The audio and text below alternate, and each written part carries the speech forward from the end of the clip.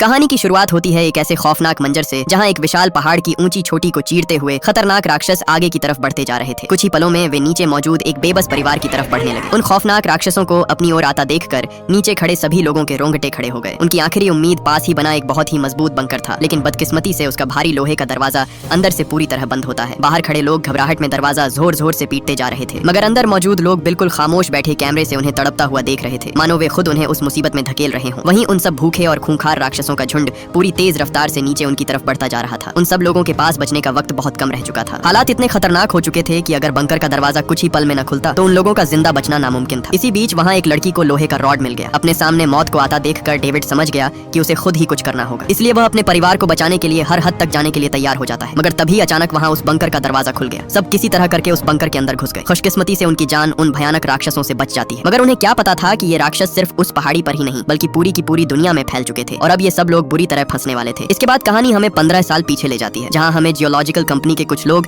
जमीन के अंदर गहरी खुदाई करते दिखाई देते हैं। सब कंपनी के लोग खुदाई करते करते लगभग 10,000 मीटर जमीन की गहराई तक पहुंच जाते हैं। जैसे ही वो 10,000 मीटर खुदाई करके नीचे पहुंचे, अचानक कंट्रोल रूम में बैठे कर्मचारियों को कंप्यूटर स्क्रीन पर अजीब सी गड़बड़ नजर आने लगी। इसी के साथ उन्हें कुछ ऐसी डरावनी काले रंग की परछाइयां दिखाई देने लगी, जिन्हें देखते ही वहां खड़े हर शख्स के रोंगटे खड़े हो गए। शुरू में सबको लगा कि ड्रिल किसी बड़ी चट्टान के साथ टकरा गई होगी, इसीलिए सब इंजीनियर्स ने फैसला किया कि मशीन को और भी नीचे भेजा जाए। ड्रिल मजीद 600 मीटर नीचे जाती गई, लेकिन कुछ ही लम्हों बाद उनकी वह मशीन अचानक नीचे जाकर अटक गई। उन्हें लगा कि शायद फिर से कोई बड़ी चट्टान मशीन से टकरा गई होगी। ध्यान से देखने पर वहां मौजूद सब लोगों की रूह कांप उठी, क्योंकि उन्हें कैमरे में कुछ ऐसे अजीब और गरीब राक्षस दिखाई दे रहे थे जिन्हें आज तक कहीं भी नहीं देखा गया। उन खौफनाक राक्षसों को देखते ही सब कर्मचारियों के अंदर डर बढ़ने लगा। आखिरकार सच का पता लगाने के लिए कंपनी का एक कर्मचारी बाहर निकला और धीरे धीरे ड्रिल मशीन की तरफ बढ़ने लगा। इससे पहले वो मशीन तक पहुंच पाता, अचानक उस पर किसी भयानक चीज ने हमला करके उसे वहीं पर चीर फाड़ डाला। उधर ऑफिस में मौजूद लोग आसमान की तरफ नजर दोहराते ही अपने होश खो बैठे। उनके सर के ऊपर बेशुमार विशाल उड़ने वाले राक्षसों का झुंड शहर की तरफ पहुंच चुका था। वहां मौजूद कर्मचारी इससे पहले उन्हें रोक पाते, कुछ ही देर में पूरा का पूरा शहर उन भयानक राक्षसों से भर गया।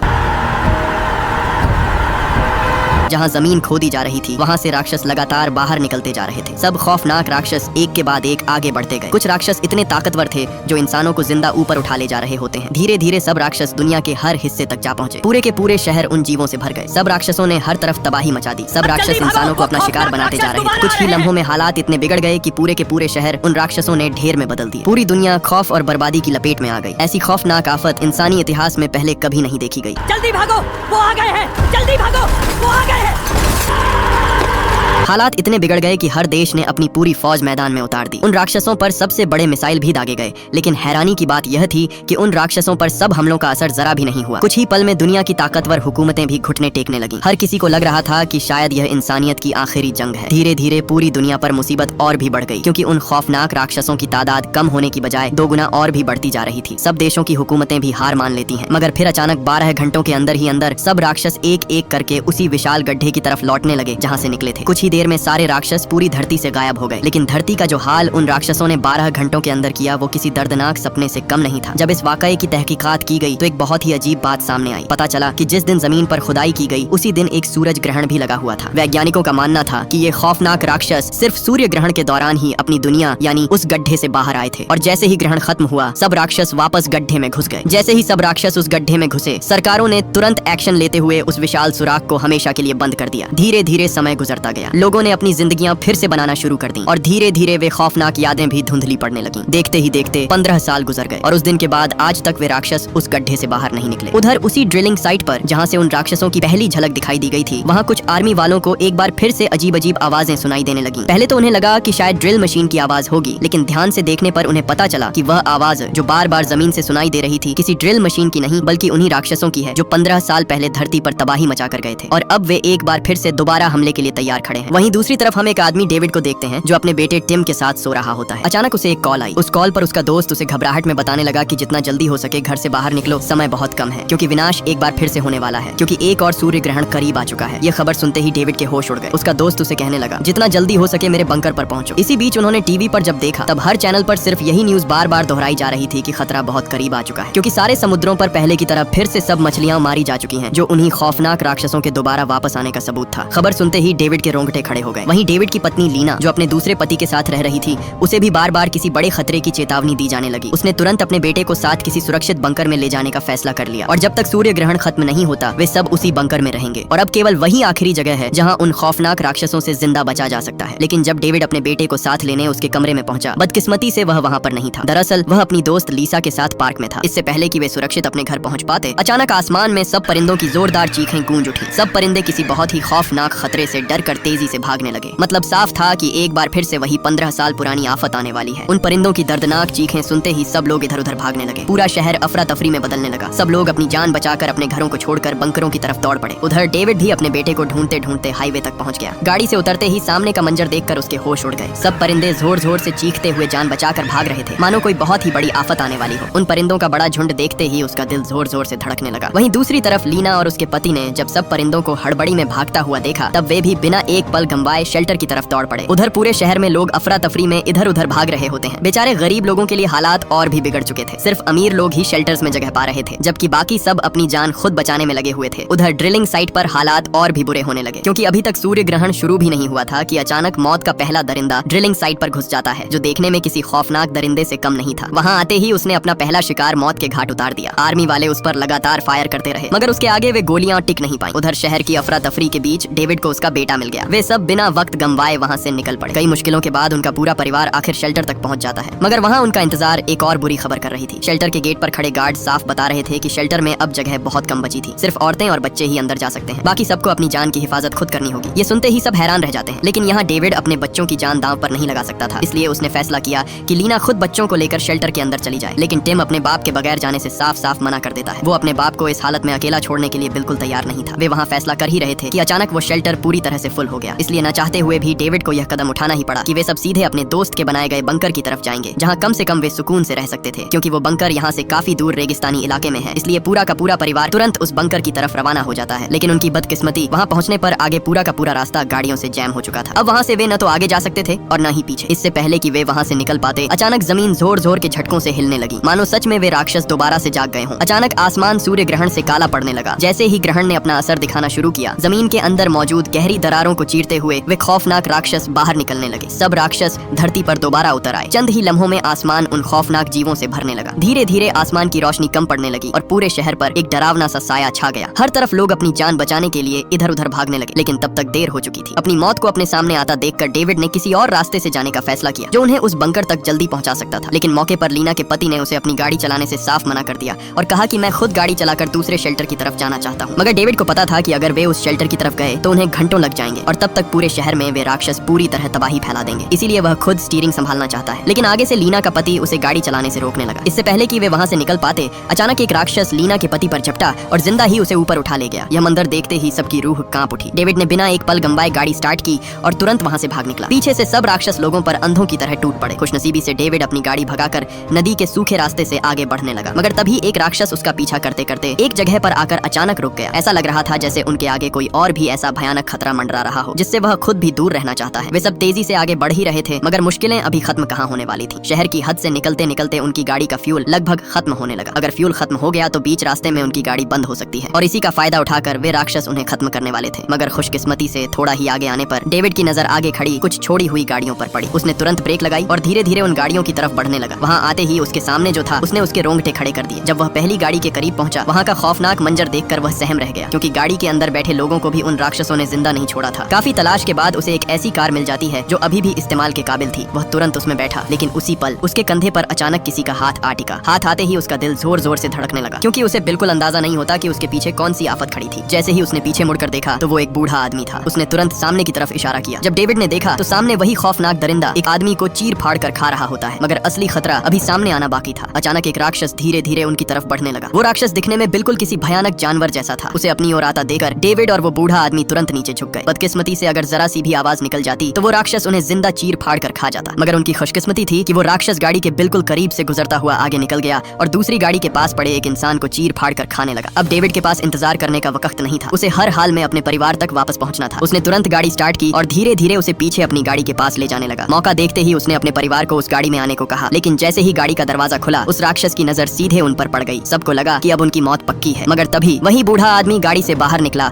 और अपने हाथ में पकड़ी अजीब सी चीज उस राक्षस पर फेंकने लगा। मौका देखते ही सब दूसरी गाड़ी के अंदर घुस गए, लेकिन तभी कुछ ऐसा हुआ जिसकी किसी को भी भनक तक नहीं थी। अचानक वह राक्षस उस बूढ़े आदमी पर टूट पड़ा और वहीं पर उसे चीर फाड़ डाला। अपने सामने यह भयानक दृश्य देखते ही डेविड ने जल्दी से गाड़ी स्टार्ट की और दौड़ा कर वहाँ से भाग निकला। वहीं सूर्य ग्रहण ने भी पूरी तरह आसमान को काला कर दिया था और फिर वही हुआ जिसका सबको डर था। जमीन को चीरते हुए बेशुमार खौफनाक राक्षस बाहर निकलना शुरू हो गए। सब राक्षस तेजी से पूरे शहर की तरफ बढ़ने लगे। चंद ही लम्हों में इंसानों का शिकार एक बार फिर शुरू हो गया। दुनिया के कई शहर चीखों और अफरा तफरी से भरने लगे। उधर डेविड किसी तरह बचते बचाते हुए रेगिस्तान की पहाड़ियों के बीच मौजूद उस मजबूत बंकर के पास पहुंच जाता है जहां उसका दोस्त रॉबर्ट रहता था। लेकिन जैसे ही वे उस बंकर के दरवाजे के पास पहुंचे, दरवाजा मजबूती से बंद था। ऐसा लग रहा था जैसे किसी ने उसे अंदर से जानबूझकर बंद कर दिया हो। डेविड जोर जोर से दरवाजा पीटता रहा, मगर अंदर से कोई भी जवाब नहीं मिला, जिससे डेविड की बेचैनी और भी बढ़ती जा रही थी। लेकिन हकीकत ये थी कि उसका दोस्त अंदर अकेला नहीं था, बल्कि उसे अंदर किसी अनजान आदमी ने गन पॉइंट पर रोका हुआ था। वह किसी भी कीमत पर उस बंकर का दरवाजा खोलना नहीं चाहता था, लेकिन बाहर होने वाला शोर अब एक नई मुसीबत को दावत दे चुका था। डेविड और उसके परिवार की आवाजें इतनी ऊंची थीं कि कई खौफनाक दरिंदे पहाड़ी को चीरते हुए उनकी तरफ बढ़ने लगे। उन राक्षसों को अपनी तरफ आता देखकर सबके रोंगटे खड़े हो गए। डेविड लगातार उस बंकर का दरवाजा पीटता रहा, मगर अंदर से कोई हलचल नहीं हुई। इससे पहले कि वे दरिंदे उनके पास पहुंचते, अगले ही पल टिम की दोस्त ने डेविड को एक लोहे की रॉड थमा दी। वो लोहा हाथ लगते ही डेविड दरवाजे पर लगातार पीटता रहा। पीटते पीटते जब अंदर से दरवाजा नहीं खुला तो उन्हें एहसास हुआ कि अब उनकी जान बचना नामुमकिन है। इसलिए डेविड खुद ही उन राक्षसों से लड़ने के लिए तैयार हो गया। मगर तभी आखिरी लम्हे में वह दरवाजा खुल गया। सब लोग बिना एक पल गंवाए अंदर घुस पड़े। अंदर घुसते ही बाहर से वह राक्षस जोर जोर से दरवाजे पर टकराने लगे, मगर वह दरवाजा बहुत मजबूत था, इसलिए उनकी जान बच गई। अंदर आते ही डेविड और बाकी लोग सुकून की सांस लेते हैं। तभी डेविड की नजर अचानक कमरे के एक कोने में बैठे अनजान आदमी पर पड़ी, जो किसी आम इंसान की तरह नहीं लग रहा था। दरअसल वह एक सैनिक था। उसकी घूरती हुई आंखें देखते ही डेविड को अपनी तरफ आते एक और भी खतरे का एहसास हो गया। डेविड तुरंत समझ जाता है कि इस बंकर के अंदर कुछ ठीक नहीं चल रहा और शायद यह वही शख्स था जिसकी वजह से दरवाजा इतनी देर तक बंद रहा। लेकिन सवाल यह था, वह आदमी असल में था कौन और उसने इतनी देर तक सबको बाहर क्यों रखा। लेकिन आगे से डेविड के दोस्त ने बताया कि वह मेरे दोस्त का बेटा है और यह जगह उसे पहले से पता थी, इसलिए यह भी अपनी जान बचाने के लिए यहाँ आया है। मगर डेविड को उसकी बात पूरी तरह हजम नहीं हुई। वह बार बार उस अनजान शख्स की तरफ देखता रहा। उस आदमी के चेहरे पर कुछ ऐसा था जो डेविड को चैन से बैठने नहीं दे रहा था। डेविड का दोस्त उसका ध्यान भटकाने की कोशिश बार बार करता रहा, मगर डेविड के चेहरे से ऐसा लगने लगा जैसे खतरे की खबर उसे पहले ही मिल चुकी हो। बाहर लगे कैमरों में वे राक्षस साफ दिखाई दे रहे थे, जो बंकर के बाहर घात लगाए खड़े थे। रात के खाने के समय भी किसी का दिल खाने में नहीं लग रहा होता। हर शख्स अपने ख्यालों में गुम था। बाहर मौत घूम रही थी और अंदर बेचैनी बढ़ती जा रही थी। तभी वह अनजान सैनिक अचानक बोल पड़ा। पहले सबने समझा कि शायद वह बचने का कोई प्लान बताएगा, लेकिन उसकी बातें कुछ और ही थीं। उसने कहा कि जब तक सूर्य ग्रहण अपने इख्तिताम तक नहीं पहुंचता, तब तक दुनिया में कोई जगह बिल्कुल भी सुरक्षित नहीं है। उसका कहना था कि 15 साल पहले जब पहली बार यह तबाही आई थी, वह उस ड्रिलिंग साइट पर मौजूद था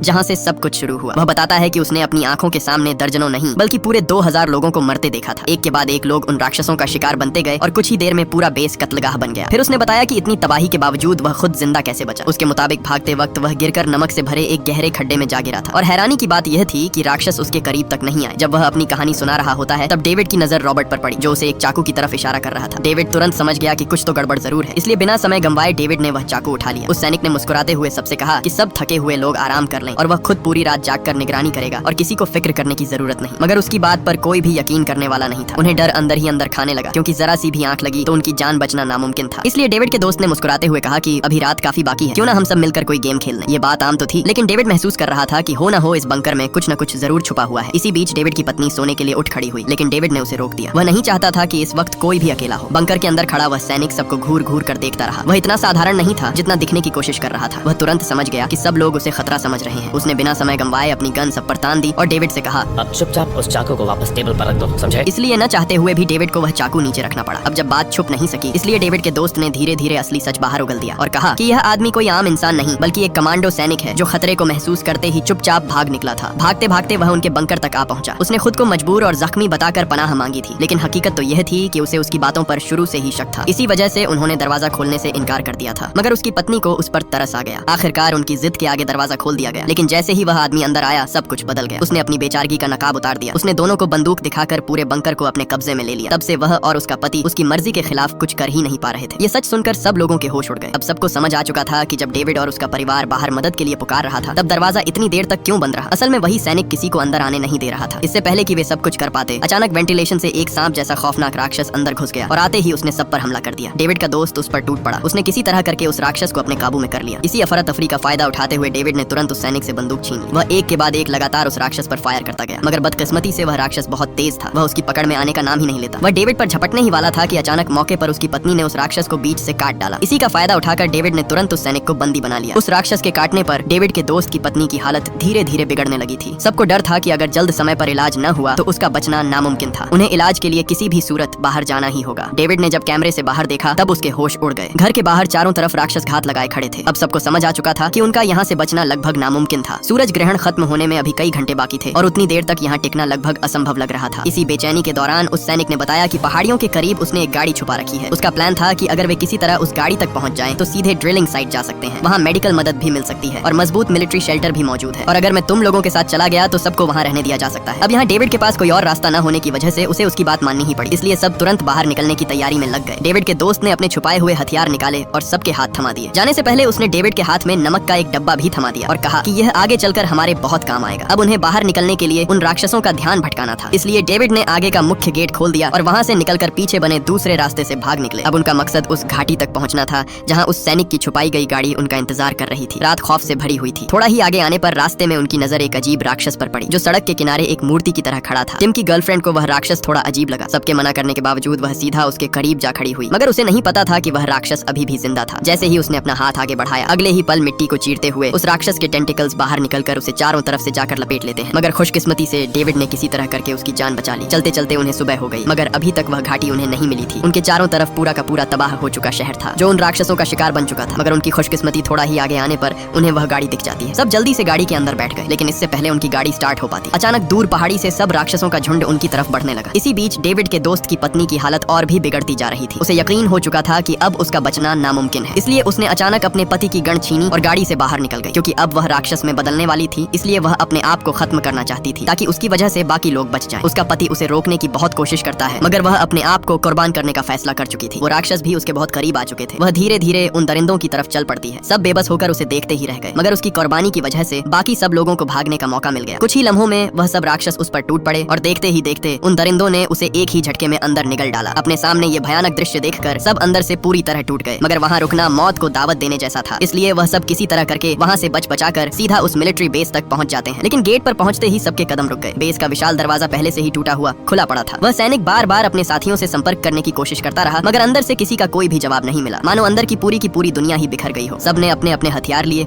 और धीरे धीरे बेस के अंदर घुसने लगे। बेस के अंदर घुसते ही सबको दूर दूर तक किसी इंसान का नामो निशान तक नहीं दिखा। वह समझ गए कि यहाँ भी उन दरिंदों ने किसी एक को भी जिंदा नहीं छोड़ा। मतलब साफ था वह राक्षस पहले ही सब बेस वालों को मार चुके थे। इसी बीच डेविड के दोस्त की भी तबीयत बिगड़ने लगी, क्योंकि उस राक्षस से हाथापाई के चक्कर में उसे भी चोट लग चुकी थी। इसलिए यहाँ सब अलग अलग रास्तों से जाने का फैसला करते हैं। लीना बच्चों और डेविड के दोस्त को लेकर मेडिकल रूम की तरफ चली जाती है, जबकि डेविड और वह सैनिक पावर सिस्टम चालू करने के लिए कंट्रोल रूम की तरफ बढ़ते हैं। वहाँ पहुँचते ही उस सैनिक ने डेविड को बताया कि जिस रास्ते मतलब उस विशाल गड्ढे से वह राक्षस बाहर आ रहे थे, वह असल में वही ड्रिलिंग होल था जो 15 साल पहले खोदा गया था। उसने कहा कि सालों तक सरकार उस गहरे गड्ढे को बंद करने की कोशिश करती रही। उनका यकीन था कि नमक इन राक्षसों को रोक सकता है, इसलिए लाखों टन नमक उसके अंदर डाला गया। लेकिन मुसीबत यह थी कि वह सुराख इतना गहरा था कि कभी पूरी तरह भर ही नहीं सका और आखिरकार सारी कोशिशें नाकाम हो गईं। जब डेविड यह सब सुन रहा होता है तब उसके दिमाग में सिर्फ एक ही सवाल घूम रहा था, अगर इतनी तैयारी और इतने सालों की मेहनत भी उन दरिंदों को नहीं रोक पाई तो फिर अब इंसानों के पास बचने की उम्मीद कितनी बाकी रह चुकी है। कंट्रोल रूम में पहुंचते ही डेविड पावर सिस्टम ठीक कर देता है और थोड़ी ही देर में पूरे बेस की बिजली वापस आ गई। लेकिन वापस आते समय अचानक उस सैनिक के सर पर कुछ अजीब सी चीज आ टपकी। जब दोनों ने सर उठाकर ऊपर देखा